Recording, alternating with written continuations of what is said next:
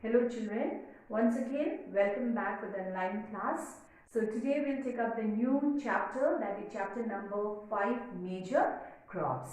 So before we proceed with the chapter, so here's a work for you all. Okay, so look at this picture and there are 3 questions. Okay, so listen to question number 1.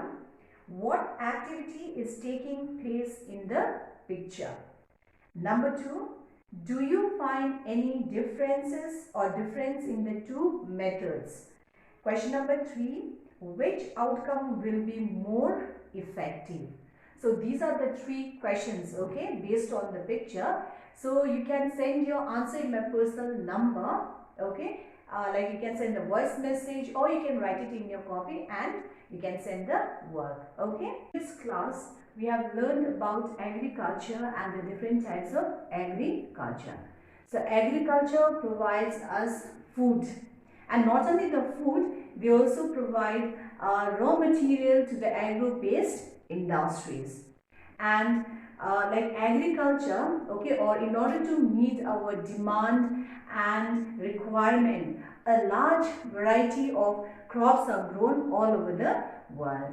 And these crops, whatever crops are grown, they require a suitable climatic and soil condition to grow well. Okay, so here see, there are 2 types of crops grown all over the world.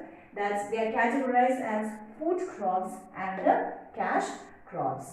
So cash crops are also known as commercial crops.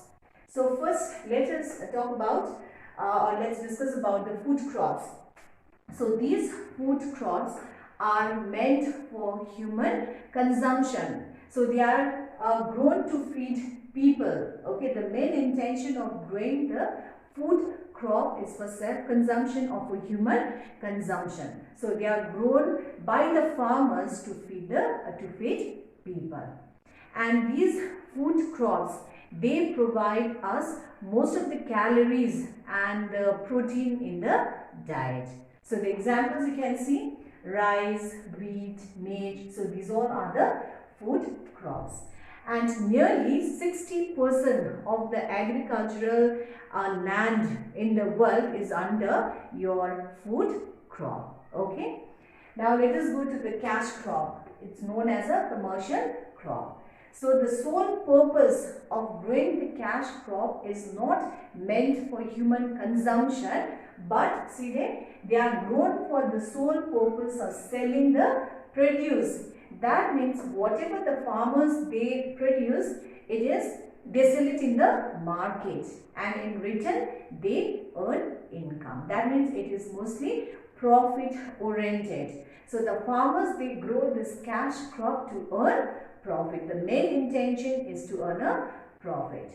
And these cash crop, they are very important. Okay, they play a vital role in the economy of the country.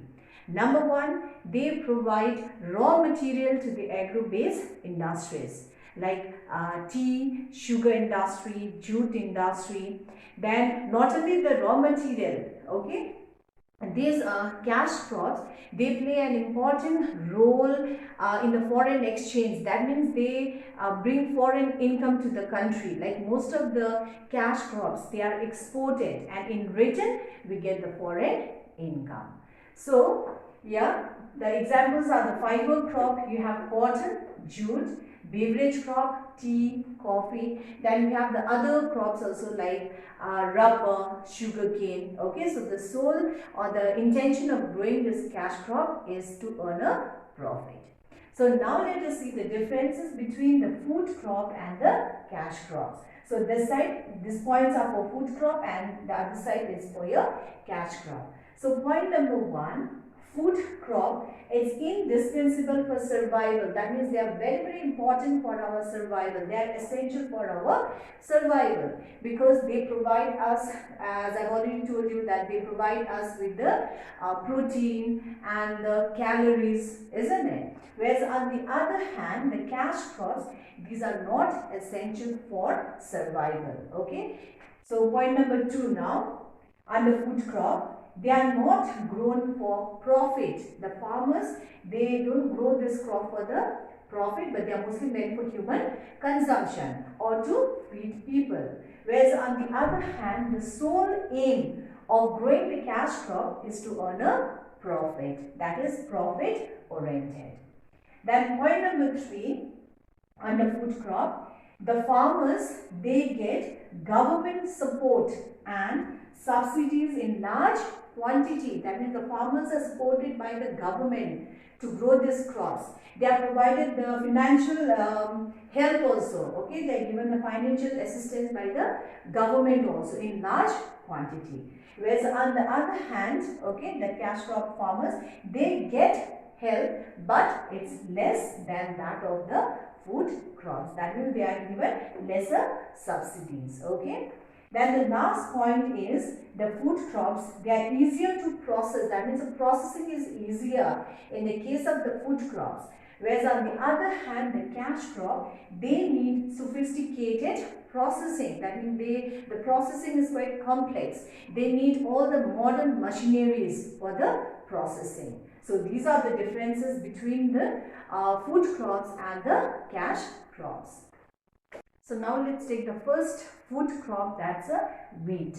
So wheat is a staple crop of around 1/3 of the world population, and it is mostly grown in the temperate regions of the world. That means the temperate region, you know, isn't it? It's neither very hot nor very cold. It's located in between the two zones, that's the torrid zone and the frigid zone. So this temperate zone is very suitable, okay, for the growth of wheat or for growing wheat in the world.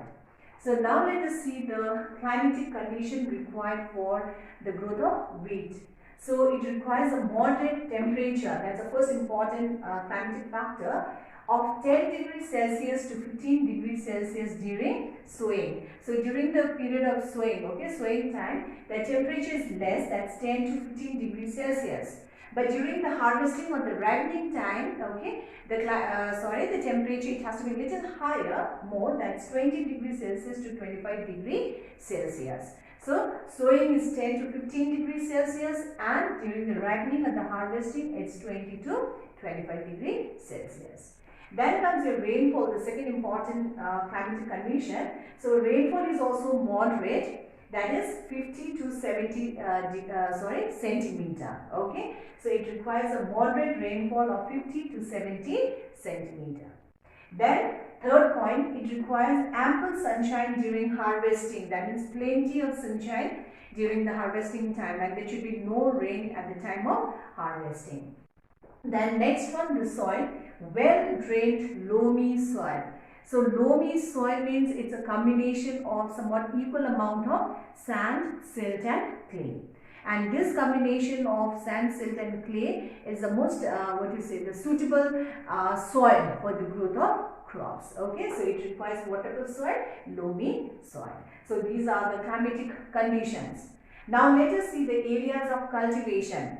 So it is mostly cultivated in the temperate grasslands of the world. Okay, in the temperate region and mostly the grassland region. So yeah, it is grown in the prairies of North America, pampas of Argentina, wells of South Africa, downs of Australia and steppes of Europe. So these are the names of the grassland. Okay, so these all grasslands are suitable, or this grassland are mostly devoted for the cultivation of wheat in the world.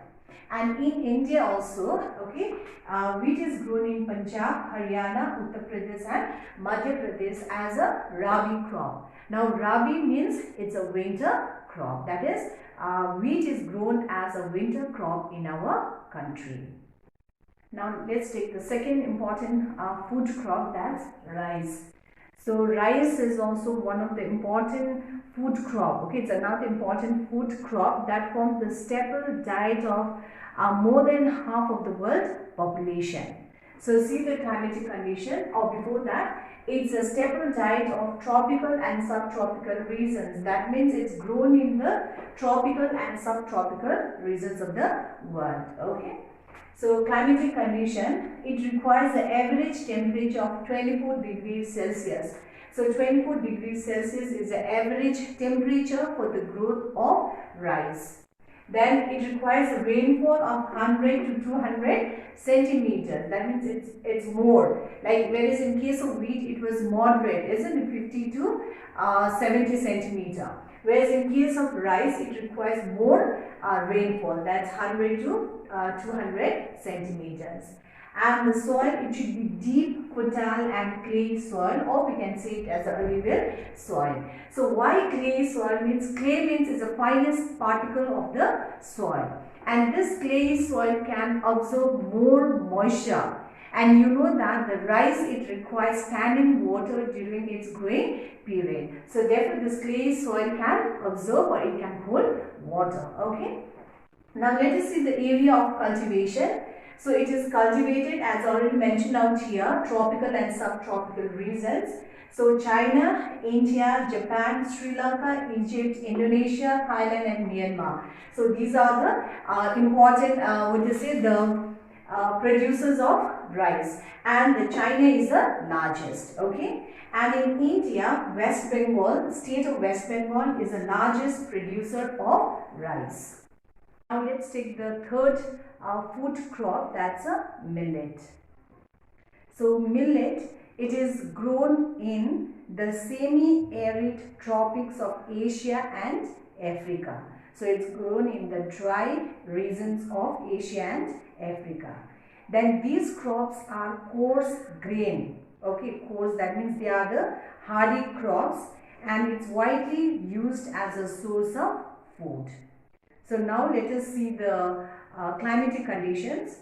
So it requires a temperature of 25 degrees Celsius to 35 degrees Celsius. Okay, it's high to moderate temperature of 25 degrees Celsius to 35 degrees Celsius. Then the rainfall requirement is very low. Okay, as already said that it's grown in the arid or the semi-arid regions of Asia and Africa. So therefore the rainfall is very low, and it is also grown in the less fertile soil, mostly the sandy soil. So these are the climatic conditions. Okay, and they are grown as a kharif crop. So kharif crop means it is a summer crop. Then let us see the areas now. Where are they grown? The area of distribution. So India is the largest producer of millet in the world, and there are three types of millet grown. They are jawar, bajra and ragi. So apart from India, the other major producers of millets are Nigeria, China. Okay, so these are the other important countries producing millet in the world. Now let's take the last food crop, that's maize. Okay, so maize, it's also known as a corn, and it is mostly grown in the Americas as a food crop and also as a fodder crop. Okay, so it's grown in America mostly for food and also as a fodder crop. So see the climatic condition.